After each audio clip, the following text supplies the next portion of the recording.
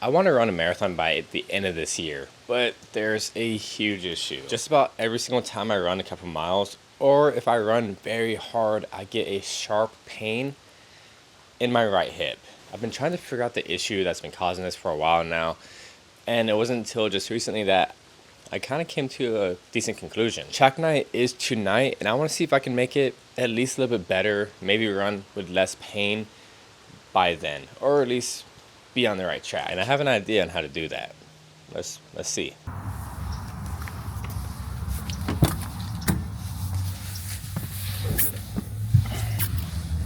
So when I was trying to figure out this pain, I was pretty much dumbfounded. I didn't know what was causing it. It's a weird pain. I've never had pain in the front of my hip like that. And if you dig a little bit deeper, I used to live in Austin, Texas. And that's when I also deadlifted a lot. I used to get clicking in that right hip at the same spot that I'm having the pain. I knew at the time that it was going to cause pain in the future, but I just didn't understand why it was clicking in the first place. Let's back up some more, right? My shoulders were crooked. They were crooked like this. So since they were crooked, I thought it was my hip. So I would externally rotate my hip thinking it was going to fix my shoulders. So kind of pinpointing that, yeah, the pain is caused because most likely I'm externally rotating my right leg way too much and stretching out and making an impingement or whatever in that right hip. But what's most concerning is that when I've gone camping, I would wake up in the middle of the night with pain in that right hip. That has never happened before. The first time I was like, it was a fluke. Second time, like, and then the third time, it's an issue, right? It's not the fact that I need to dress, it's the fact that I need to do things properly, which is what I'm going to try to do at the gym in a minute.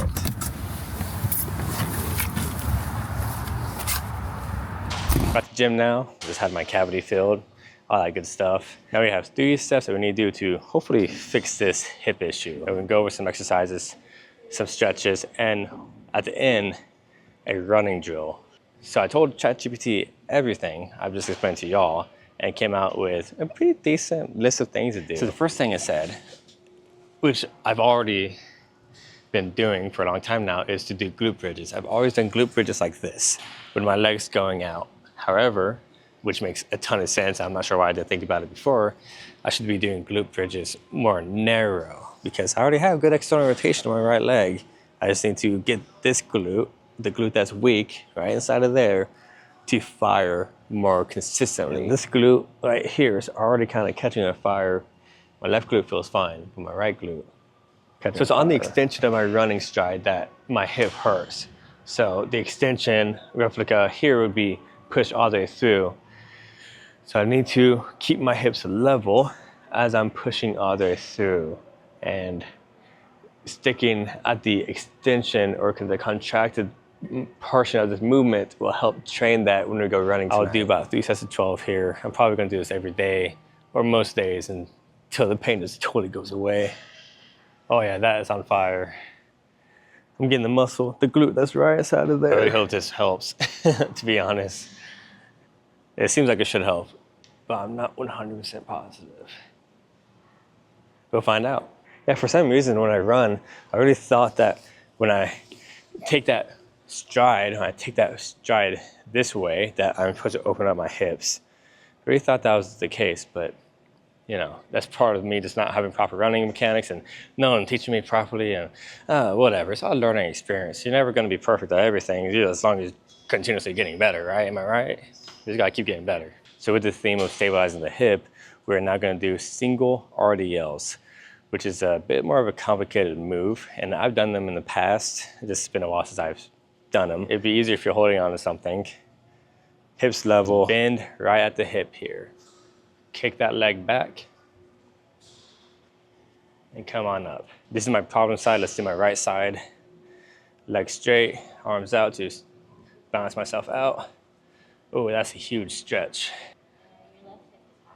So my left hip is higher, so I need to lower a little bit. That is definitely part of the issue. I need to add some adduction to this movement.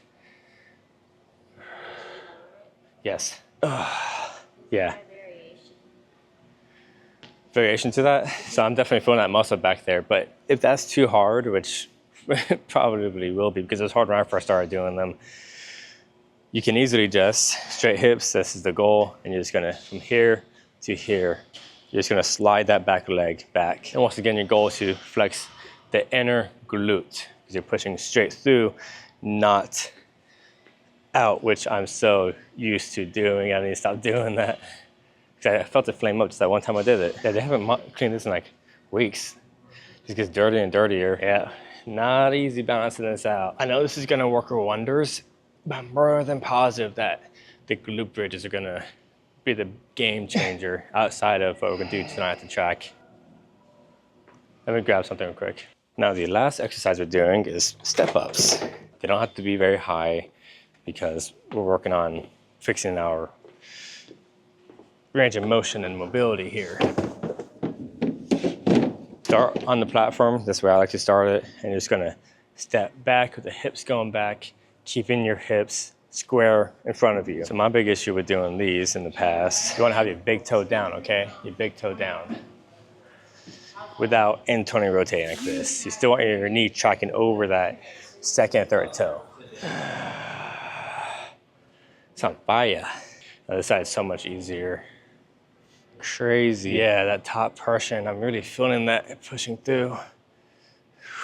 So these are the exercises, but we still have 2 more things we need to do to ensure that we're gonna fix this big issue, because I really want to be able to run a marathon by the end of this year. Okay, now we gotta do the stretches. So the first movement is increasing internal rotation on my right leg. It's called the 90-90. I'm sure you've heard of it. Get your both legs at 90 degrees. From here, I just flip both sides. So this is easy. I can easily put my left knee down, internally rotating that knee. But this side, it's definitely a bit harder, and I feel that stretch in my groin. This will easily tell you what kind of imbalances that you might have. So you gotta do the 90-90. Now we need to strengthen our core. You could do the pallet press, which works fantastic, but I absolutely love the dead bugs because I think it's critical in every movement that you do. Down to squatting, to deadlifting, to shoulder pressing, dead bugs. And you're just gonna kick your one leg out at a time, keeping that lower back flat to the ground.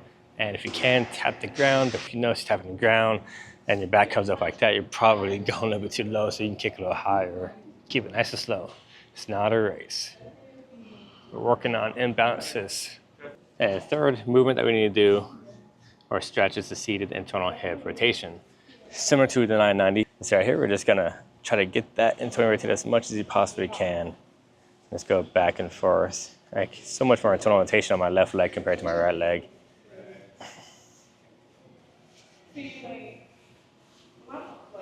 Yeah, definitely limited mobility there. And slowly release that. Yeah, it's so hard to get that knee down. My left knee can do it just fine. Pretty dang low, basically tapping the ground.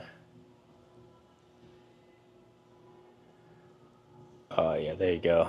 Now the third thing that we need to do is, we're at the track now, and the goal here is just to retrain the way I run. So I need to really think of pressing, and as I'm running, pushing through with straight hips and not doing that with my right leg. It's a big deal. So we'll see how this goes. And if that is the issue causing it, we'll find out at the end if I still have pain.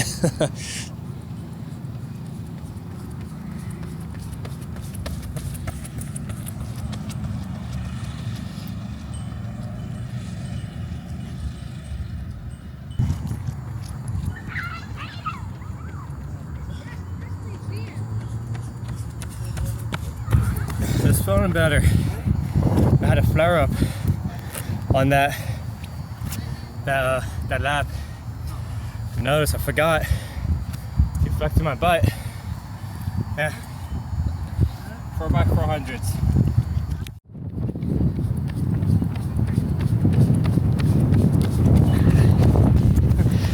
The whole last lap, my hips started to really inflame and start hurting.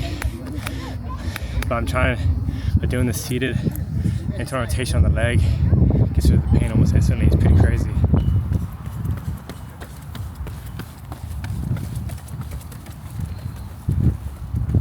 So the pain did flare up a couple times, which is a big bummer. I really thought those exercises at the gym would make a huge difference, but I did go sit down in the chair and do some internal rotations on my leg, and I'll do the next lap and there's no pain the entire lap. It's so odd, it's crazy. But I'll check back in a few weeks to see if this actually helped my issue, and hopefully we can do a marathon by the end of the year.